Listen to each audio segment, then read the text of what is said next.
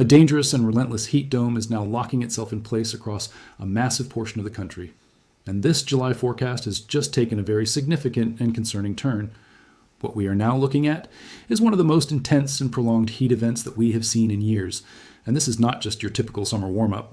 We are talking about a powerful, sprawling ridge of high pressure that is going to absolutely bake the central United States, the Mississippi River Valley, and stretch its influence all the way up into the Great Lakes and out towards the East Coast.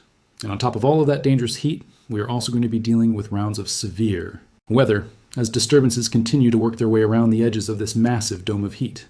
So if you have not been paying close attention to the forecast lately, now is absolutely the time to start, because this is going to affect tens of millions of people over the coming days. This July forecast just turned very hot, and we are going to break it all down for you right now. So let me start by explaining exactly what is happening in the upper atmosphere, because I think once you understand the setup, you're going to realize just how serious the situation really is. Right now, we have a massive ridge of high pressure building across the southern and central United States. And this ridge is not a weak or transient feature. This is a deep, strong, and stubborn area of high pressure that is going to anchor itself in place for an extended period of time. And when you have a ridge like this in place during the month of July, the results can be absolutely brutal. Temperatures soar, humidity levels skyrocket, and the heat indices, which is what the air actually feels like on your skin, can reach levels that are genuinely life-threatening. And that is exactly what we are now expecting across a large portion of the country over the next 7 to 10 days. Now, the other thing that this ridge is going to do, and this is something that a lot of people do not think about, is that it is going to act as a steering mechanism for storm systems trying to move across the country. Any disturbances or low-pressure systems that are trying to push eastward are going to be forced to ride along the northern edge of this ridge. And that means we are going to see repeated rounds of severe weather firing up across the northern and central plains and into the Great Lakes and Midwest as these disturbances interact with the very rich and unstable air that the ridge is pulling up from the Gulf of Mexico. So we have got a dual threat here. We have got extreme and dangerous heat across a huge portion of the country, and we have got the potential for significant severe weather outbreaks along the northern fringe of this heat dome. This is a very complex and very dangerous weather setup, and we need to talk about all of it.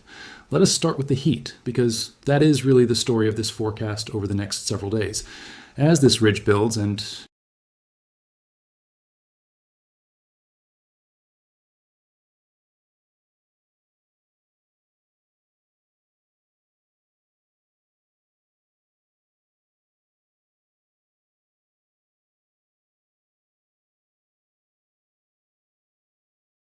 temperature that accounts for both the heat and the humidity, reaching anywhere from 105 to 115 degrees, or even higher in some locations. And when you couple that with overnight low temperatures that are only going to drop down into the upper 70s and low 80s in many areas, you are looking at a situation where the human body simply does not get an adequate overnight recovery period.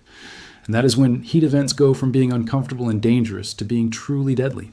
For today, if you live anywhere from Kansas City eastward through St. Louis and up into Indianapolis and Cincinnati, you are going to be feeling heat index values approaching and in some cases exceeding 110 degrees.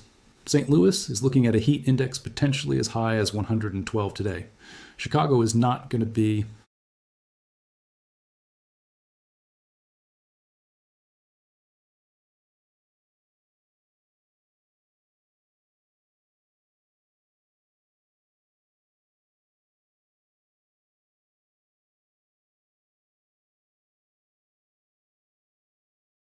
Cannot stress enough how important it is that you check on your elderly neighbors, check on family members who may be without air conditioning, and make sure that pets are not left outside in this kind of heat.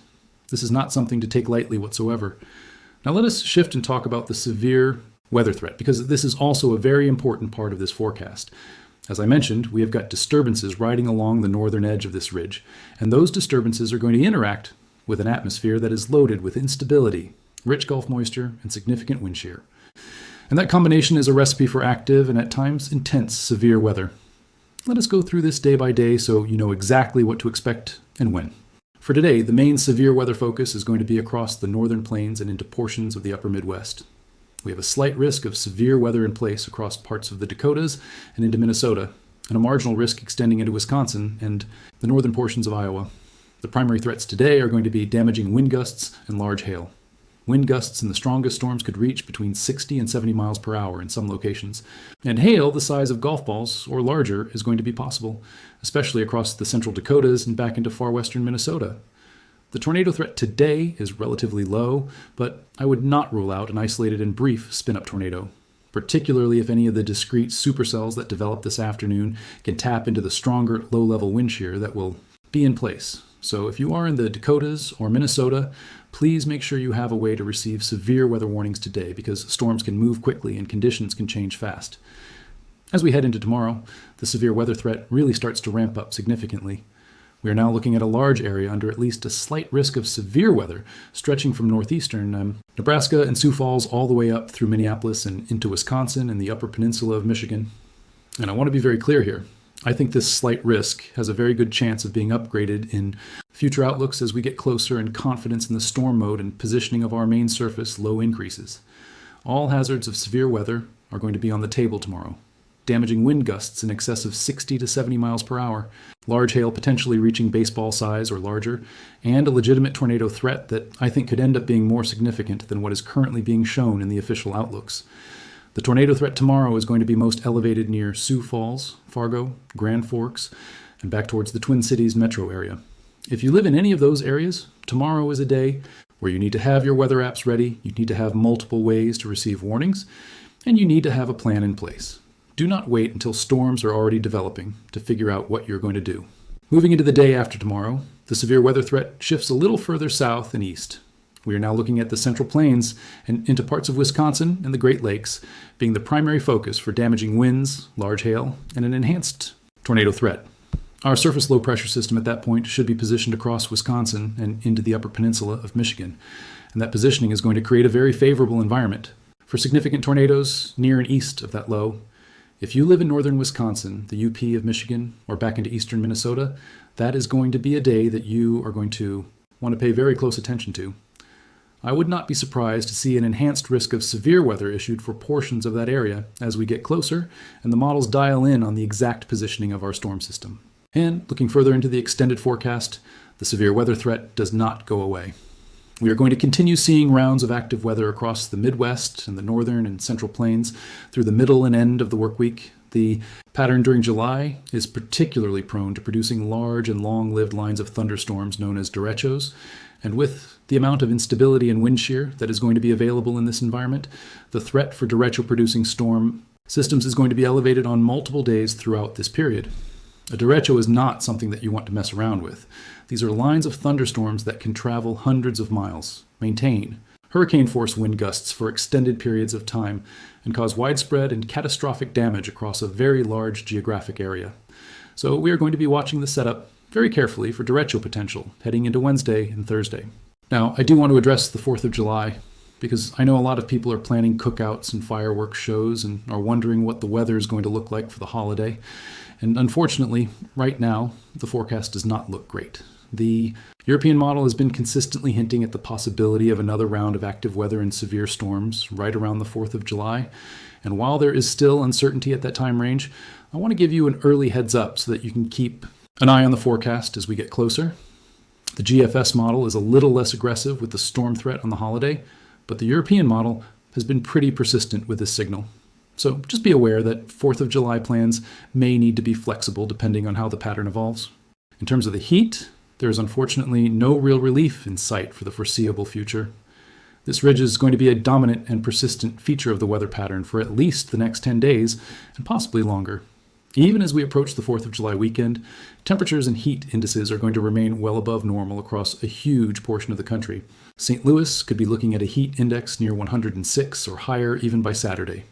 This is a relentless and dangerous. Please take this forecast seriously. Drink plenty of water, limit your time outdoors during the hottest parts of the day, and please check on your neighbors and family members who may be vulnerable to the heat. If you have elderly relatives or neighbors who may not have adequate cooling, please reach out to them and make sure they are doing okay. Heat is one of the deadliest weather-related hazards we face every single year, and events like this one are exactly why we take it so seriously. And if you want to make sure you are receiving severe weather alerts even overnight when you might be sleeping, I highly recommend signing up for a weather alert service that will call your phone directly the moment a tornado warning or severe thunderstorm warning is issued for your area. That kind of backup notification could genuinely save your life and the lives of the people you love.